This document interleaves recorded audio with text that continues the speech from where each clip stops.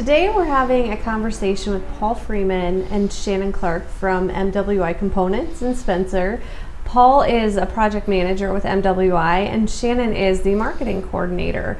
So welcome to both of you. Thanks for joining us. Thank you. Thanks for having us. So tell us a little bit about MWI.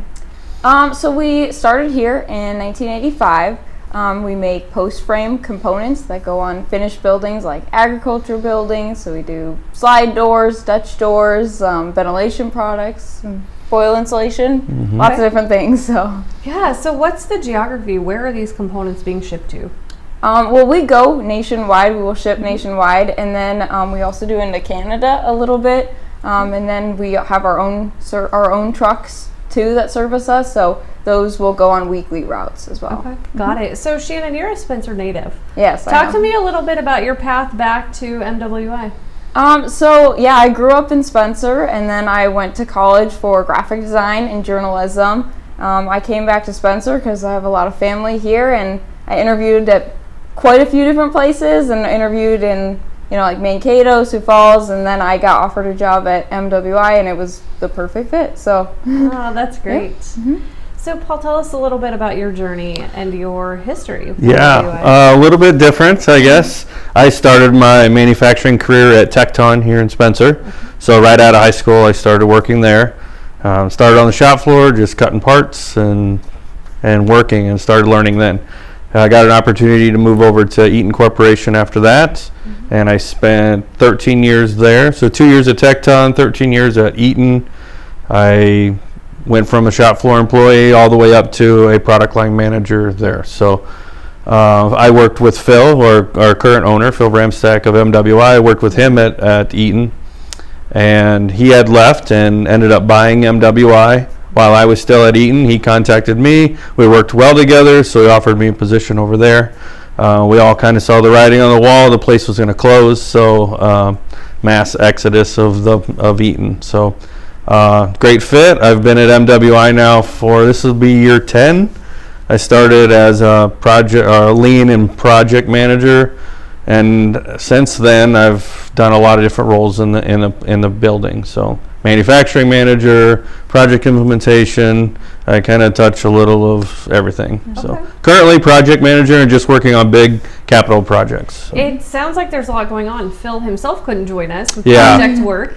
So talk to us a little bit about the expansion project. You guys have been very busy. The corridor had been a part of helping to put the Shell building in the industrial park, and that is now part of your location. But let's talk a little bit about that project. So that building sat empty for 10 years, I believe, looking for the right company to buy it. And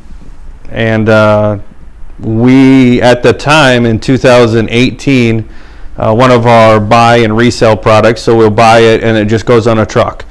That product line and that company was very far behind, and our strategy was to try to bring all that stuff in-house so we can control the quality of it, the cost of it, and how fast we can get it to the customer. Because we were losing customers because their lead time was so long and they weren't getting product. So we needed a place to house this new product line that we're going to start.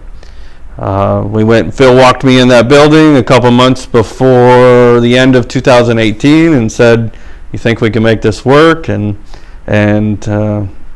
there we went. We signed the papers and spent a whole next year buying equipment, putting in concrete, because the building was just a shell. So no floors, no driveways, nothing like that. So all utilities, we didn't have water or electricity or gas or anything ran to the building. So had to coordinate with the city of Spencer and all the zoning communities with the green zone out there to make sure we're doing everything right. Fire department. So it was a learning experience for me. Phil gave that to me as one of my first big projects to have at MWI. And yeah, it's great. So we started production at the end of 2019, shipped our first load to customers in 2020, March 2020 early, and we've been going strong ever since. So yeah, it's been good. So Shannon, you are in marketing, and as we are visiting with our existing industries, we hear so much about the need for people and for workforce. Right. And we feel like MWI has done a great job with your marketing and recruitment. So talk to us a little bit about your efforts for employee recruitment. Yeah, so over the last year, HR has really been my best friend. They have put a bug in my ear pretty much at every single turn, and they're like, okay, what's the next thing? What's the next thing? So I work really closely with Leanne O'Clair. She's our HR manager, and we started doing just different campaigns, and we're like, what seems to work? And social media seems to be like the plug that just hits on all fronts, and it's cheap, and lots of people see it. So we started with a campaign early in 2022, and it was just like showing people who we are, and because people just don't understand what manufacturing is all about, it feels like. So we started a campaign that's just like the hashtag Our House series. So it was just every day was a different hashtag, and it was all about like us or our people, testimonials, different things like that. And then we just did another campaign in July. That one was just to show like our people, and really to emphasize like we are a U.S. manufacturer, and this is a cool thing, and we're really proud of it. So that series was like based around a few different hashtags, but really hashtag proud to manufacture. So oh, that's wonderful. Yeah, yep. So we're going to continue with different efforts. We have October is National Manufacturing Month, so we have some campaigns going out then as well. We're going to ask a lot of people to share this graphic that we have going around. It'll go out the first day of October, the first business day. So I think that's October 3rd. And we're just going to ask everybody to share it, just to support your local manufacturers. I feel like we're all hurting for people right now, but it's really the time for us to just come together. And I know the corridor is doing something as well to help unite manufacturers, so it was a great opportunity for us to kind of collab with the corridor on that. So absolutely. One of the words I just heard you say was collaboration. Yeah. And so I also feel like MWI really understands the partnerships and working together to really strengthen the region. So give me a little bit of thought on that as well. Yeah, so actually we just partnered with Spencer High School on the No Boundaries project as well. So our project got picked up by 6 different students actually from Spencer, Okoboji, and then Grettinger, Terrell, Ruthven, Ayrshire. So we have students from all the different communities, and we're working on this project called Manufacturing a Modern Perspective. So it's really just about showing people what is manufacturing all about, and understanding like where do you get introduced to manufacturing? Is it at the high school level? Have you even been taught anything about this? Like, can we help change that perception of what manufacturing looks like? Right, So, that's wonderful. yeah.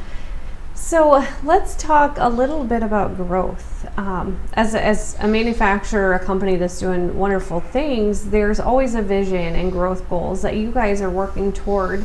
And so talk to us a little bit about your vision for growth within the corridor, and how the Iowa Lakes corridor is really potentially a partner in some of that.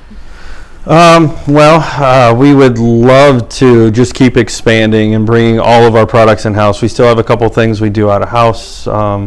Very minimal, but there's some things that we'd like to bring in-house, and there's some product lines that we currently have that are tapped out on capacity.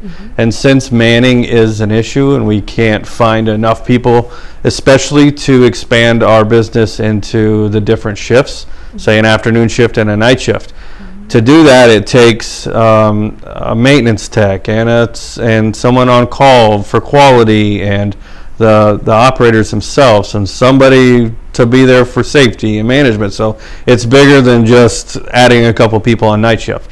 So we're looking at some automation stuff. One of our product lines is actually tapped out, and we're doing a lot of research on, can we bring in a second line and run it on the same shift, and when we bring it in, how can we run it most efficiently possible with possibly the same people we have, or even adding just one to that line.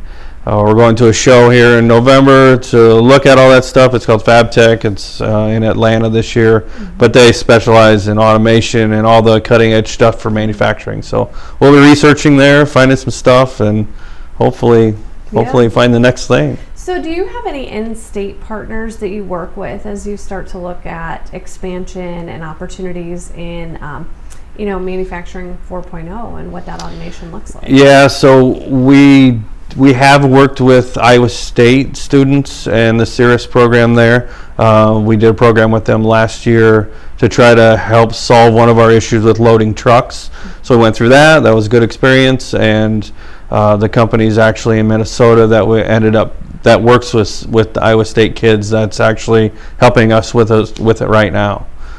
So yeah, some kind of those ties. I mean, we have other service people in Iowa that will help us build dies and manufacture things that we just can't do in-house. That's not our specialty. So yeah, it's good.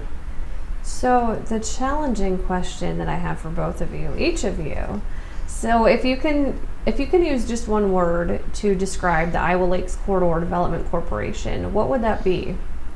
We definitely talked about this beforehand, and we wanted to both have our own words. Yeah. So I said collaboration. I think Alyssa has been great working with us, especially these last couple weeks. It's like I can bring up an idea and she can be like, okay, let me go talk to different people and we'll tell you what the team is thinking. So just being open to collaboration, we're collaborators, so we appreciate it when the corridor is as well. So perfect.